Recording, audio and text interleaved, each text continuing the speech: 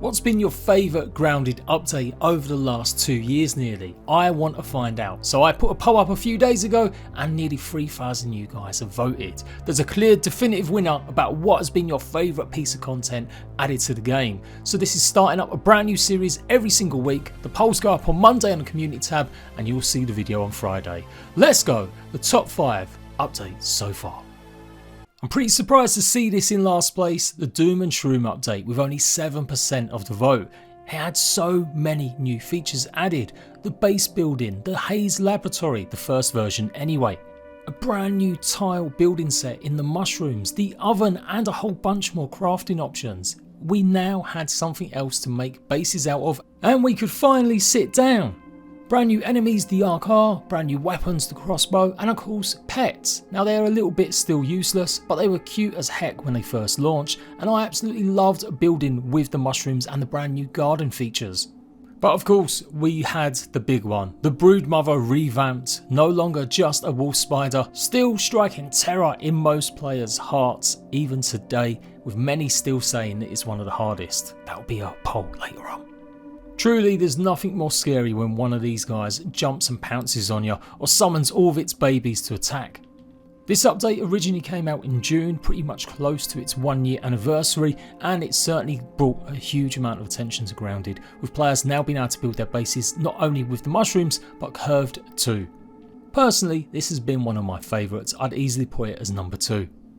Maybe we had a bunch of players drop into Grounded late in the game because some of the oldest updates are in last place. The koi pond is number 4. But it has to be said, most of the places are pretty close except number 1. The koi pond, 10%, it added 3 brand new creatures, 5 if you include the actual koi pond fish itself and the crow. Diving bell spider, tadpoles and of course the water boatman. It'd be an update later or so that water fleas were added and they did remove the leeches as well as the water striders. Could they be returning in the upper pond in future? This was Grounded's first major content patch going live in November 2020.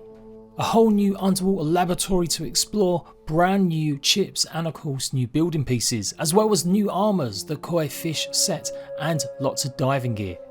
You could build bases on the water with the buoyant foundations. The koi pond really showcased what we'd see in the future. New dungeons with a new objective to get chips that would unlock new gear and items.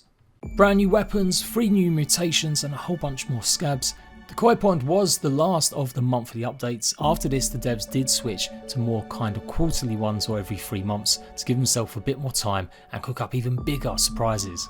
I don't think many people spend too much time in the pond once you've completed the dungeon, but hoping we can use all that gear again in the upper pond in the future. And who knows, maybe we'll get a harpoon or 2 added as well.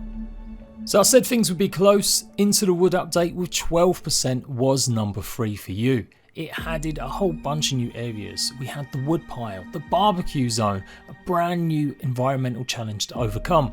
This update went live in February 2022, only a little while ago I guess, and it brought 11 brand new creatures, including the termites as well as the termite king, plus a whole bunch of hard to beat creatures like the ladybird. I labelled this one of Grounded's best ever as it gave more variety to the creatures in the yard and some really cool mechanics like the healing water as well as the barbecue falling over. There was a ton of quality of life improvements as well, including the peeper and the resource scanner. And we finally had a tier 3 axe and hammer added. This update really did improve so many things, like crafting in batches, being able to pull ore and utilise ingredients around you, not to mention some of the new stuff like the burr wooden planks and a lot more features with the radio wheel working a lot better. We had the first huge new lighting options, brand new poses for the mannequins, but one of the biggest and best for me was being able to custom craft your game. Take off durability if you want, make sure your pets never die, it's one of the best features Grounded has added.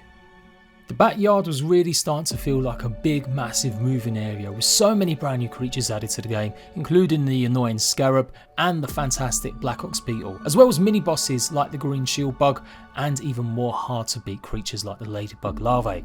Watch me get 10 comments saying that the green shield bug isn't a mini boss, but I'm calling it a mini boss. We also had the infected wolf spider as you saw, and of course the termite king, probably the easiest of the boss fights but still a challenge. What was your favourite creature added as part of this update? Let me know in the comments, and let's move on to the top 2. Given how much conversation was seemingly negative about the Bug Strike Back updating, with lots of people unhappy about their bases being destroyed and the aggro creatures being a little bit too much, or some items maybe seemingly useless, you guys have voted it number 2. Albeit slightly, with 13%, only 1% bigger than the Into the Wood update. But still, it's number 2, adding a whole bunch of new stuff that I guess some of you guys have started to appreciate Grounded really needed. Replayability has always been the biggest thing for me with Grounded. Once you complete the dungeons, and if you weren't a builder, what was there really to do? The devs had the answers: faction reactivity, base defense, and mixers. Piss off enough of the bugs and they'll come hunting for you. Yes, it's still a little bit buggy and it definitely needs a little bit of tuning still, but it's a fantastic feature that I think many people will grow to love, giving the game just that bit of randomness that really excites. The mixer, a chance to earn 2,000 science points dotted all around the yard, with more to come and hopefully replayable in the future, and giving you a chance to get your base defense skills up in practice. We had a whole bunch of new items though to help with that base defense. The turrets, again, still needing a little bit of work, but I'm confident the devs are going to work it out. And the burr bombs, these exploding mines that you can place down and set off with spicy. A ton of brand new armor upgrade systems added, giving us a chance to get our weapons and armor all the way up to level 9. With brand new perks for these sets, it gives every player a chance to really have a catered playstyle. Of course, the bestiary system was added. Peeping the creatures reveals details about them in special cards that we did an event, and it was fantastic seeing streamers trying to peep as many as they could in 2 hours. It really helps new players understand what weaknesses creatures have and save you your precious time looking up YouTube videos or wikis. Creatures were massively improved with their AI. They would strafe and jump at you in high places, meaning your base locations would have to be chosen more carefully. And of course we had the waft emitter, your home brewed base defense feature. You want to test out your combat skills, then put some bug parts in these guys and you can fight as many of the creatures as you want. We're on the home stretch now with Grounded, so some of these features do feel a bit unpolished, but they are, I am sure, being worked on for 1.0. There really was just so many quality of life problems solved with this update, new and little tiny additions that just made the experience a lot better and giving us a chance to go and get almost fully upgraded gear, items and weapons. So fantastic update, but it wasn't good enough to beat number 1. And if you're wondering why I haven't included some smaller updates, well, YouTube polls only have 5 options and these were the big ones. These are the ones that really put Grounded on the map with other players or got the player base really excited. Anywho, number 1 was the Hot and Hazy. This was an absolute mega event update. Brand new environments and biomes, the Haze revamped, the sandbox, the black anthill, trash heap, picnic table and more. 8 new creatures, 3 of them brand new infected variants, a lovely roly-polies, Haze Lab becoming one of the hardest dungeons to complete, and of course being able to plug the gas and stop the haze from happening. Of course we all know that has massive consequences, so be warned if you haven't done it yet. Some of our favourite armour sets in the Black Ant and the Antlion armour, and of course the brand new mechanics of the sandbox, surviving in the extreme heat, facing off against antlions and more. An arid desert wasteland, digging up resources and loot before venturing into Black Ant Cave and eventually taking on the assistant manager. Probably I would say a good run for one of the hardest boss fights alongside the Broodmother. We also got the Milk Molar system added in this update, upgrades to improve your stamina, your health and much more. A picnic table and a D&D set and a whole host of other features that have been fantastic to climb. Complete rework of armour and weapons, giving us new status effects, weaknesses and strengths. Huge improvements to food with brand new meals. Changes to mutations and the very beginning of the game for newbies to learn how to play.